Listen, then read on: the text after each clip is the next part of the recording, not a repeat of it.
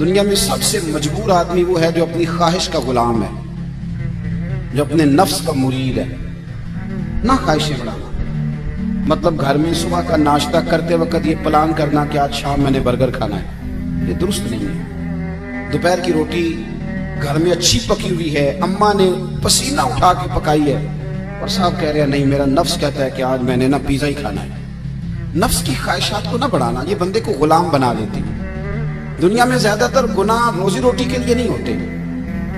جو لوگ جرم کرتے ہیں، ڈاکے ڈالتے ہیں، کرپشن کرتے ہیں، یہ زیادہ تر نفس کی خواہشات ہیں۔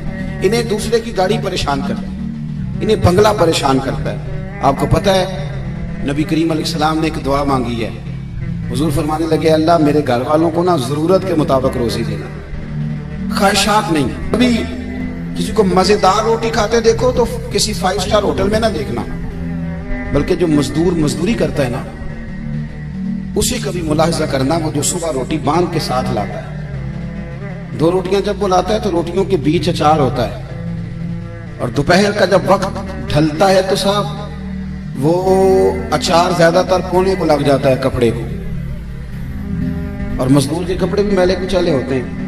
وہ جو ہوٹلوں میں جا کے روٹی کھاتے ہیں تو وہ ڈھب سے بسم اللہ نہیں پڑھتے، وہ ڈھب سے شکر ادا نہیں کرتے، ان کو تو کسی کو پالٹی ڈالی ہوتی ہے، وہ کھا رہے ہوتے ہیں۔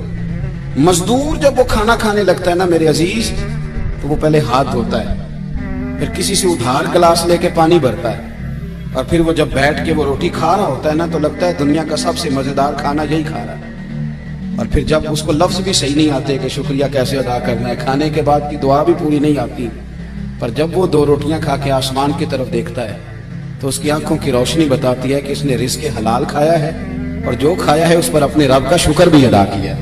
خواہشات کو وسیع نہ کرو، وسیع نہ کرو خواہشات کو کبھی بھی زندگی میں۔ ڈاکٹر اقبال کے بیٹے نے خط لکھا تھا اقبال کو کہ ابا جی آپ تو لندن میں ہیں تو مجھے کچھ فیس دینی ہے، تو اگر اجازت دیں تو میں کسی سے ادھار لے لوں۔ آپ نا ماں اور باپ کو کبھی کبھی کٹہرے میں کھڑا کر دیتے ہو جب کہتے ہو کہ پکنک جا رہی ہے مری، جہاں سے مرضی ادھار لے کے دو۔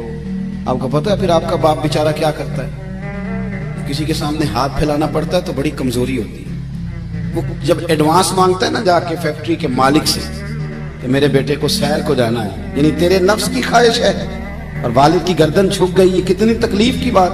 کوئی ایسی خواہش زندگی میں پیدا نہ کرو جو ماں باپ کو، اساتذہ کو اور دیگر کو تکلیف میں مبتلا کرے کبھی بھی۔ اقبال کے بیٹے نے کہا ابا کچھ ادھار لے لوں، میری ضرورت ہے، تو علامہ اقبال نے جاوید کے نام پوری نظم لکھ بھیجی، دیار عشق میں اپنا مقام پیدا کر، نیا زمانہ نئے صبح و شام پیدا کر، خدا اگر دل فطرت شناس کرے عطا تجھ کو، سکوت لالا و گل سے کلام پیدا کر۔ اور کہنے لگے میرا طریق امیری نہیں فقیری ہے، بیٹے خود ہی نہ بیچ غریبی میں نام پیدا کر۔